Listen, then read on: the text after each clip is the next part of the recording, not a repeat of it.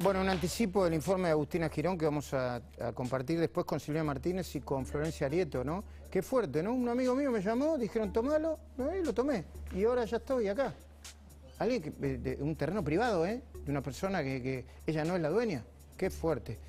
Bueno, Marina Zubik, que hacía tiempo que queríamos hablar con vos. Gracias por venir. Gracias por invitarme. Bueno, ¿tuviste oportunidad de ver la parte del discurso que pasé de Máximo Kirchner, que pasamos acá de Máximo Kirchner? Sí. ¿A quién le hablaba Máximo Kirchner, Mariana? Recién escuché atentamente tu editorial y, claro, la política, en realidad, la lectura de la política importante es medirla en los hechos, ¿no? Por eso vos decías menos palabras y gobiernen más. Claramente uno no puede cercenar la palabra, pero sí medir los hechos en la política.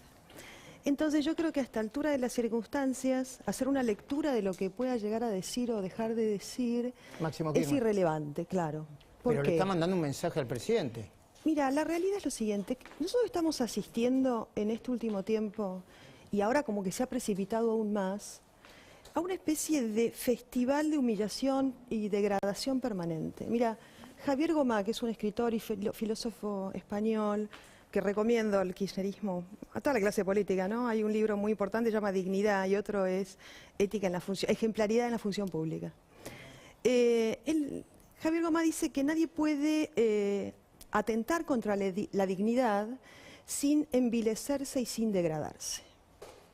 Entonces acá lo que tenemos es un proceso de descomposición en vivo, ¿no? Públicamente, y un festival de humillación permanente, donde hay como una especie de carrera constante del grupo gobernante por ver quién es más olfa, ¿no? ¿Quién es más olfa de la actual vicepresidente, que también en ella ves como hay una exhibición de fragilidad cognitiva. O sea, vos tenés en este espantoso escenario de degradación y de descomposición un presidente que es el ejemplo de la humillación. ¿Porque lo humillan, decís? Porque él se humilla a sí mismo. Él deja ese lugar, él está en ese lugar, se deja humillar, pero él es el peor enemigo de sí mismo. Yo creo que no hemos visto nunca en la historia argentina un ejemplar como este, ¿no? Donde permanentemente la palabra, que es lo más importante, la herramienta más importante en la política y en la comunicación política, la palabra para el presidente es un atentado, ¿no? Y le interviene en la palabra al punto tal que le escriben los discursos para que deje de cometer errores. Pero es un presidente que no está en funciones, está solamente sentado alquilando el sillón de Rivadavia, y que se jacta además de la humillación, él y el resto de las personas que gobiernan la Argentina. Y bueno, y vemos al hijo de la vicepresidente en esta secuencia. Vos lo conocés hace tiempo. ¿A quién le habla? Porque viste que es enrevesado para hablar, no se entiende, manda mensajes para todos lados. A mí eso ya me provoca, me da como oscuro, no me da transparente. ¿A quién le habla? ¿O a quiénes le habla? ¿Sabés qué pasa, Luis? Yo ya dejé de escuchar hace mucho tiempo. Claro.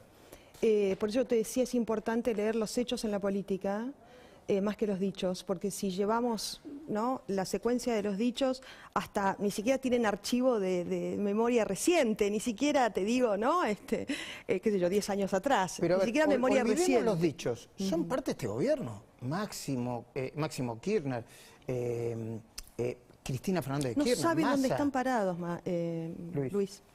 ¿No saben dónde están? No saben dónde están parados. Mira, hay una cosa interesante acá también, ¿no?, en este proceso de descomposición. En gran parte de la clase política, ojo, porque yo recién escuchaba lo que vos planteabas respecto a la oposición, pero sobre todo de aquellos que decían ser los representantes y representaban y referentes de los más vulnerables, ¿no? El peronismo se ha quedado sin base de representación, ¿no? Está totalmente desdibujado. Yo no he visto nunca una cosa igual en ninguno de los gobiernos peronistas. Vos podías verlos más hacia la izquierda o más hacia la derecha, en facetas más neoliberales o no, intervencionistas, privatizadas. Que no tiene norte. No solo, no, además de que no tiene norte y no tiene rumbo, no saben a quién representan. Ellos han entregado a la miseria, a la pandemia, a su base de representación. Mirá, Yo creo que estamos viviendo la catástrofe y la situación más traumática desde el restablecimiento de la democracia, en este momento, ¿no? ¿Más que 2001? Sí, mucho más que 2001. Porque hoy tenemos un porcentaje de pobres excluidos más grande. Y porque además la dinámica, porque muchos de nosotros ya no tenemos resto, ¿eh? Y muchas de las personas que nos miran ven a sus hijos irse y exiliarse. Yo tengo parte de mi familia y mis amigos, esto lo he contado, fuera de la Argentina, y muchos de los que nos están escuchando ven si pueden retener o no a sus hijos o amigos que se están yendo de la Argentina. Es increíble, porque parecería que muchos de nosotros perdimos parte, bueno, muchos miles de argentinos, perdimos parte de nuestros familiares más queridos y amigos. Creo que este es el éxodo más grande del 2001, ¿eh? ¿Es el éxodo también? Es el éxodo más grande por un lado, en más cantidad allá de personas. por un lado están las víctimas de COVID, que vos también tenés, ¿no? Gente conocida, Sí, un bueno, montón, todos un tenemos montón. gente conocida, muy querida, muy cercana. Sí. Y por otra parte, todos conocemos, y no solamente en la Ciudad de Buenos Aires, en todo el país, gente que se está yendo o que intenta un futuro mejor. Exacto. Entonces, a ver, cuando retomamos y tratamos de analizar esta situación, es un desquicio, ¿ok? Estamos ante personas que yo te decía, acá hay un festival de fragilidad cognitiva importante, entonces ya no podés ni siquiera encasillar de qué se trata la política o los lineamientos políticos. Estamos en fases de degradación respecto a condiciones de la humanidad, de la condición humana, ¿no? Entonces, esto es vergonzoso, es humillante, aún hasta escuchar. Yo cuando estoy en el Congreso muchas veces me generan situaciones de mucha incomodidad. Hay situaciones de mucha incomodidad. La violencia como naturalizada en los gritos, en los insultos, en la palabra, en los discursos degradados. A muchas veces me pregunto a quién les hablan, ¿no? Entonces, cuando yo te decía, no tienen... los hechos de corrupción, ¿no? Bueno, es que no hay justificación. Nunca puede haber justificación en los hechos de corrupción, ¿no? La realidad es que, aún en pandemia, ¿no? El otro día la AGN estaba mirando, está revisando más de 600 mil millones de gastos que no han sido rendidos en plena pandemia. Entonces, yo te decía, estamos viviendo una situación más traumática desde el restablecimiento de la democracia y en esta emergencia global, las personas que estaban al mando, yo creo que podemos hacer un paralelismo con el Titanic, en vez de ofrecer los botes salvavidas a las personas más frágiles y desprotegidas, se subieron ellos. Dejaron el barco a la deriva y sin capitán. Porque, ojo, que también acá hay responsabilidad de la oposición. ¿Sabes por qué? Mira, cuando esto empezó, solo nosotros, la coalición cívica, ofreció al Poder Ejecutivo, al Gobierno, la creación de un comité interpoderes para la emergencia. ¿Con el tema de la pandemia? Exactamente. Claramente no fuimos escuchados. ¿De qué se trataba eso? Claramente cuando tenés situaciones como esta, ¿no? De extrema emergencia, donde hay imprevistos, por supuesto todos nos vimos sorprendidos en el mundo, tenés que tratar de ver la posibilidad de colaborar. En una república hay 3 poderes. Uno directamente se borró, que fue el Poder Judicial. ¿Recordá? Se llamó a feria.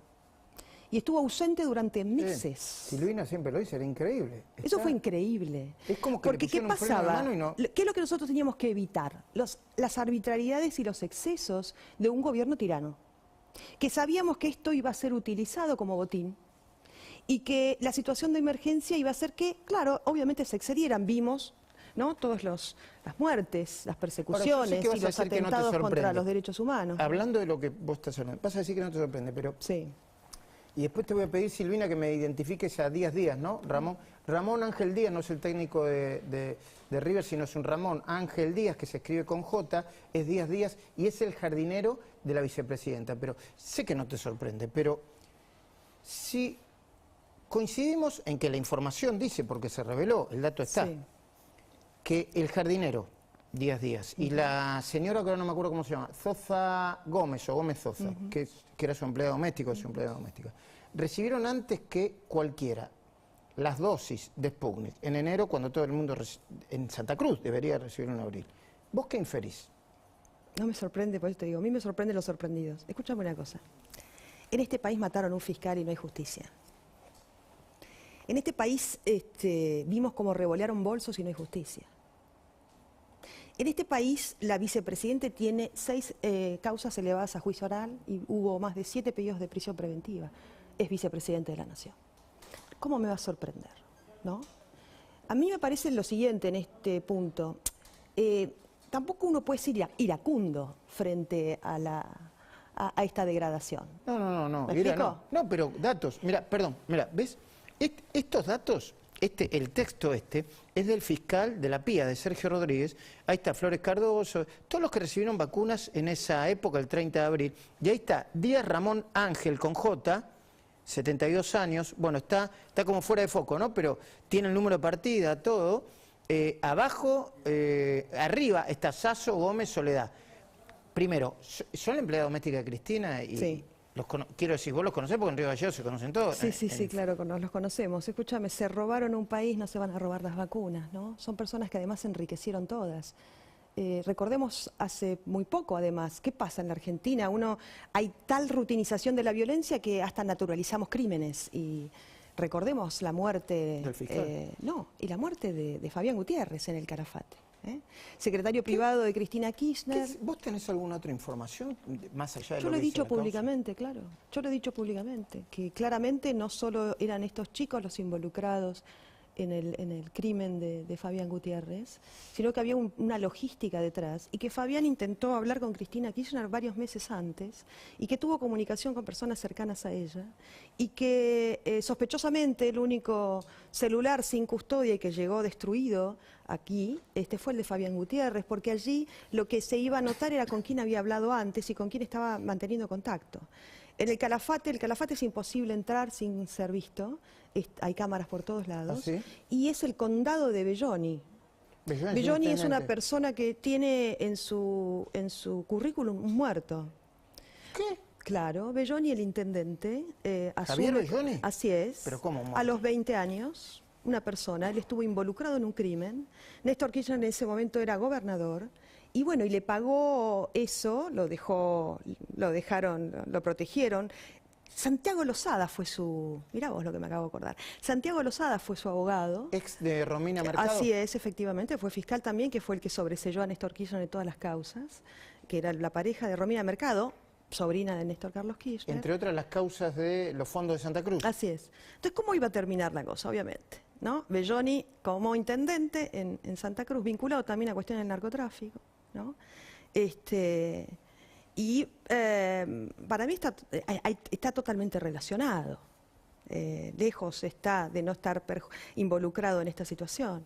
Entonces, y ahí déjame decirte una cosa, cuando esto sucedió, ahí también pasó algo. ¿Estás hablando de Fabián Gutiérrez? El tema de Fabián Gutiérrez, efectivamente, ¿no? Para los que no, Fabián Gutiérrez, ex secretario privado durante mucho tiempo. Primero Néstor Kirchner y después Cristina Fernández de Kirchner. Así es. Fabián Gutiérrez era una persona, un chico que vivía en una casa de plan de vivienda, que vivía de un sueldo básico, mínimo, de la administración pública, y bueno, y terminó procesado por enriquecimiento, arrepentido, confesando, habló. En el caso de los confesó cuadernos. efectivamente en los cuadernos que él veía cómo se trasladaba el dinero a las valijas.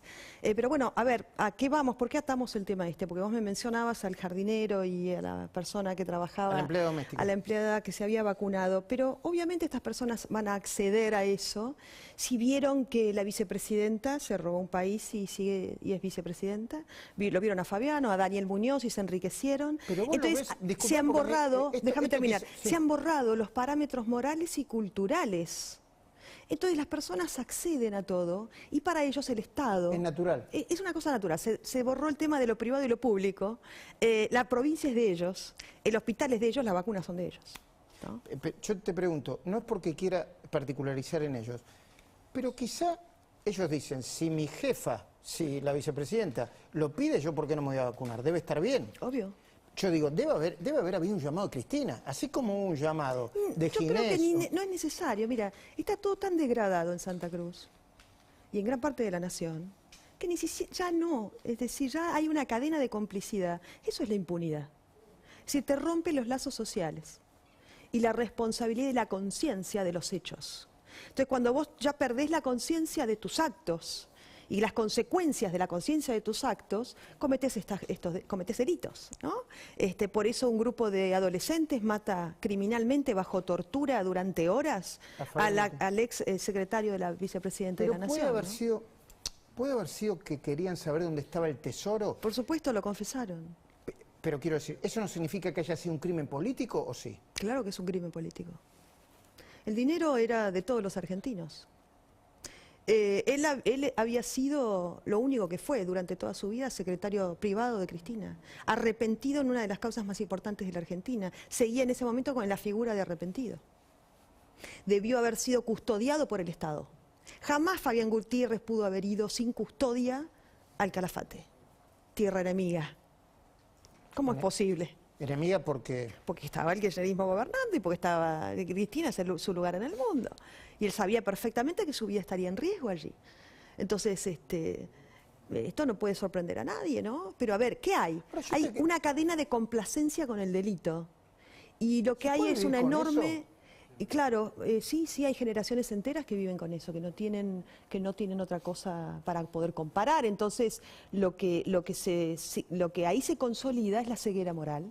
Vos inhibís todas las alertas, ¿no?, que a vos te van marcando en estos parámetros de conducta, las inhibís, las bajás, y bueno, y vas y transcurrís en ese canal donde hay complacencia con el delito y donde terminas matando al exsecretario de la vicepresidenta en búsqueda del tesoro, del botín. Porque ¿qué veían esos chicos? ¿Qué veían los santacruceños?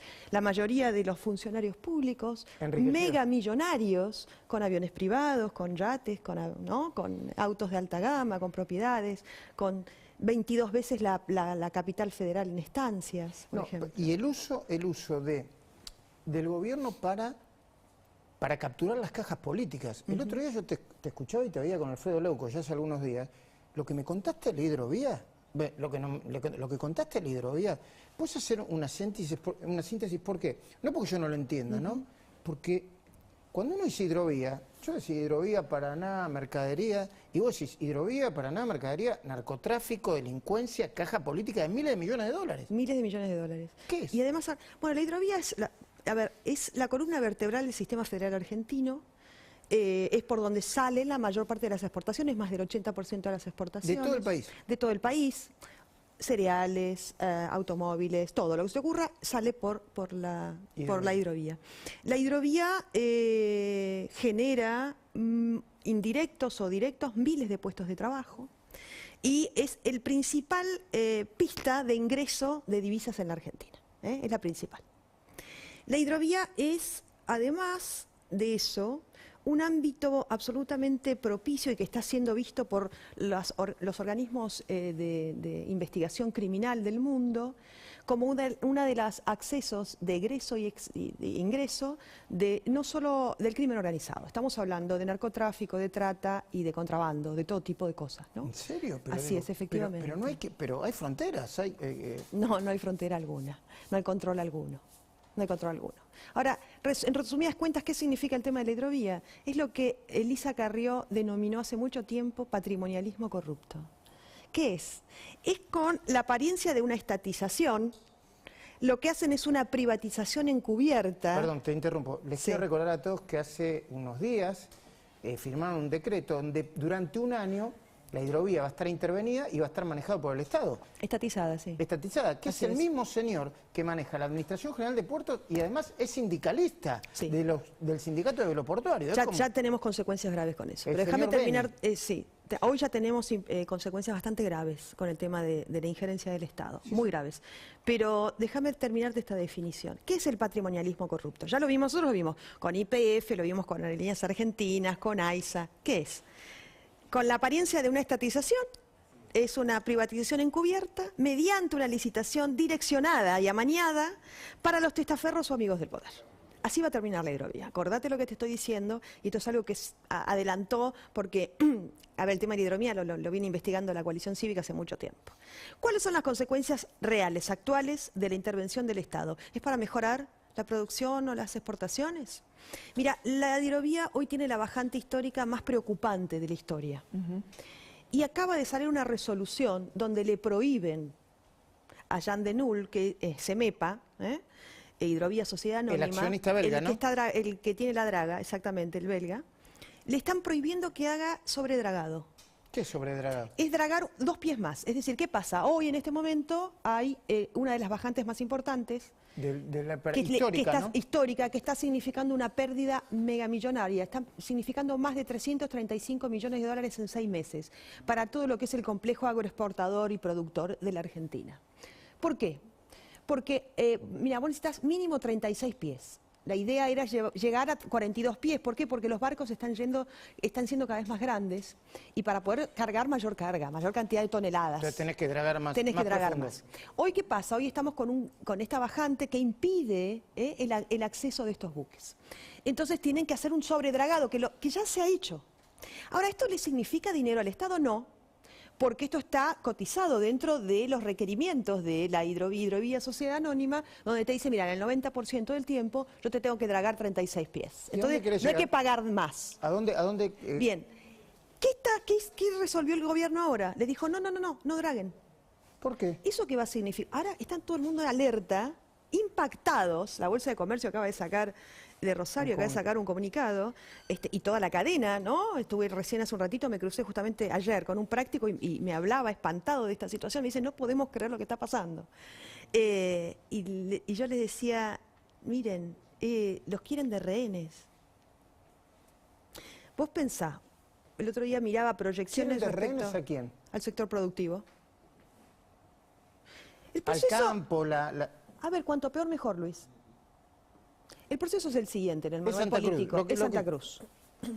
Te saco la independencia económica para transformarte en rehén del Estado. Te robo las empresas. Te robo las empresas, O te te las la vacío intervengo, o te y las hago que vacío, exactamente. O hago que vos me empieces a perder, ¿no?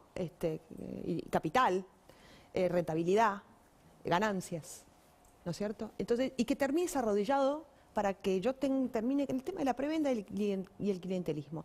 Pero pasa otro estadio, porque el tema es tenerte de rey y extorsionarte. ¿Por qué? Porque en realidad vos estás viendo una creciente cantidad en toneladas y en dólares de exportaciones. Entonces, ¿qué dicen? Bueno, a ver, ¿de qué manera nosotros a este sector lo tenemos subordinado para negociar? Lo mismo que el campo, ¿no? Exacto. Y acá hay un tema que a mí, eso sí me sorprende. ¿Qué nos pasa a los argentinos que no generamos conciencia de los hechos y empezamos a corregir conductas, ¿no? Porque, ¿cómo es posible que no esté nucleado todo el sector de lo que significa la hidrovía reclamando esta situación? He escuchado personas que dicen, bueno, no, vamos a ver, porque para no asustarlos. Hay una parte de los empresarios que debe tener miedo tiene miedo de meterse. Cobardía se llama eso, todo, ¿sabes? ¿no? Eso se llama cobardía. Y les digo a lo siguiente, no se van a salvar, no se salvan solos. Frente a la tiranía no te salvas solo. El que cree que se salva solo se termina hundido. Si vos te escondés debajo de la mesa te van a encontrar.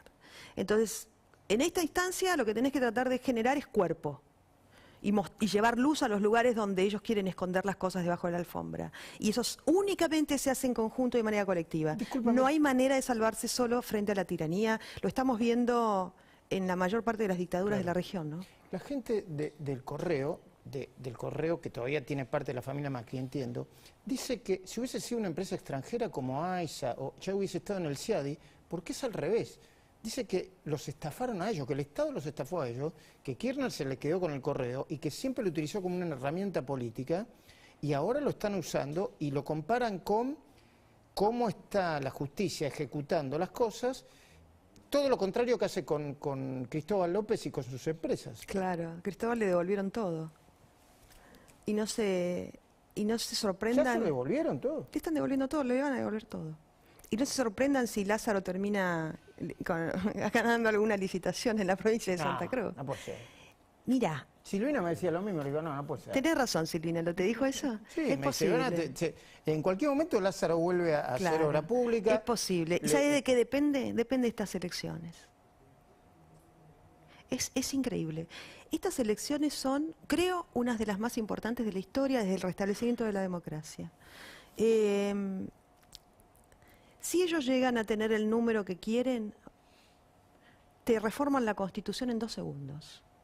Yo te explico el proceso que fue en Santa Cruz. Te borran la representación de las minorías. Tenés reelección indefinida, ¿bien?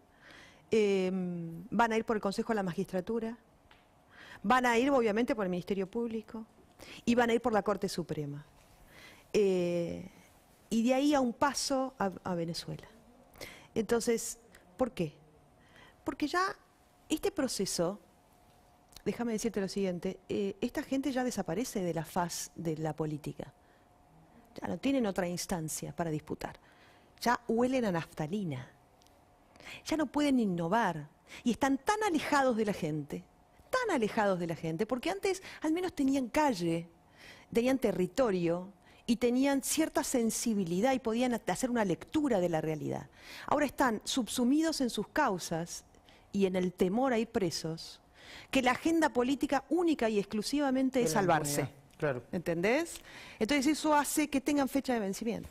Mariana, yo te agradezco muchísimo esto, es muy interesante lo que decís, me quedaría charlando con vos muchísimo más tiempo. Yo les anticipo que después de unos segundos van a tener que escuchar a Federico Andajasi, a Silvina Martínez, a Luis Gasulla, porque es parte de todo lo que se viene denunciando, ¿eh? Y hay cada vez más cosas nuevas. Cuando Gasulla me mostró lo que tenía, yo dije, no puede ser.